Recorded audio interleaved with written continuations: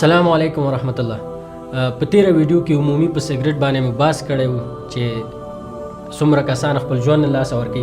په دې ویډیو کې د سګریټ په تاوانونو باندې بحث کوو. یعنی په تاوانونو ډاکټر صاحبان ښه پوهیږي، خو اوسنی تحقیقونه دا وایي چې څومره ما پرې تحقیق کړی، سګریټ شش لپاره ډیر زیات ضررناکه تمامېدی شي، ستوني لپاره، همداسې غاښونو لپاره، جلدي تکلیفونه هم پیدا کوي چې اوسنی تحقیقونه په د باندې ډیر زیات ټینګار کوي چې انسان لپاره یو انسان ته سګریټ نه تنها د لپاره ډیر تاوان کوي، بلکې شاوخوا ته چې څومره کسان ناست دي هغوی ته هم ډیر زیات تاوان کوي. لکه ضررناکه دی نفس تنګي، ډیر زیات هغه خلک چې نفس تنګي لري هغوی ته سګریټ او دود ډیر زیات تاوان کوي. نو همداسې نور زیات تاوانونه هم شته، اقتصادي تاوانونه هم شته. تاسو خپل پیسې بې ځایه مصرفوئ. نو ښه پوهیږو چې سګریټ دومره ضررناکه دی، نو بیا یې ولې څکو؟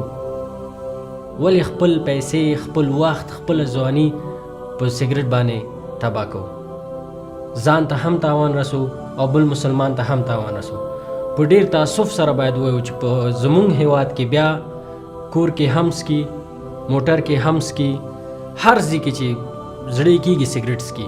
که تور ته خبرو کې خفه کېږي، که میلمه که موټر کې ناست یې وڅکي وي، مه ګرځه دې موټر کې، ځان ته شخصي موټر ونیسه. یعنې ډېر زیات منفي خبرې درته کوي چې حال دا چې دغه سګریټ تاسو ته هم تاوان رسوي، ستاسو اولادونو ته هم تاوان رسوي، نورو مسلمانانو ته هم تاوان رسوي. ځکه مسلمان هغه دی چې بل مسلمان یې د ده د لاس د ضرر څخه په امان کې وي. نو په بلې ویډیو کې په ده باندې بحث کوو چې څنګه تاسو کولی شئ سګریټ پرېږدئ. ځکه مهمه خبره دا ده چې تاسو څنګه کومې لارې دي، کومې لارې علماو او ډاکټرانو ویلي دي چې تاسو که هغه عملي کړئ انشاءالله به تاسو د تل لپاره سګریټ سره خدای پاماني وکړي او یو ښه ژوند له سره پیل کړي انشاءالله، چې نه دنیا کې ملامت اوسئ او نه آخرت کې الله تعالی ته ملامت اوسئ. السلام علیکم ورحمت الله. که غواړئ چې زمونږ همداسې په زړه پورې ویډیوګانې تاسو ته ورسیږي، نو زمونږ د فیسبوک صفحه در سره لایک کړئ او د یوټیوب چینل در سره سبسکرایب کړئ. او که تاسو غواړئ چې ډېرې جالبې مقالې ولولئ، نو کولی شئ چې زمونږ ویب سایټ ته لاړ شئ او هلته انشاءالله تاسو ته ډېر په زړه پورې معلومات انتظار کوي.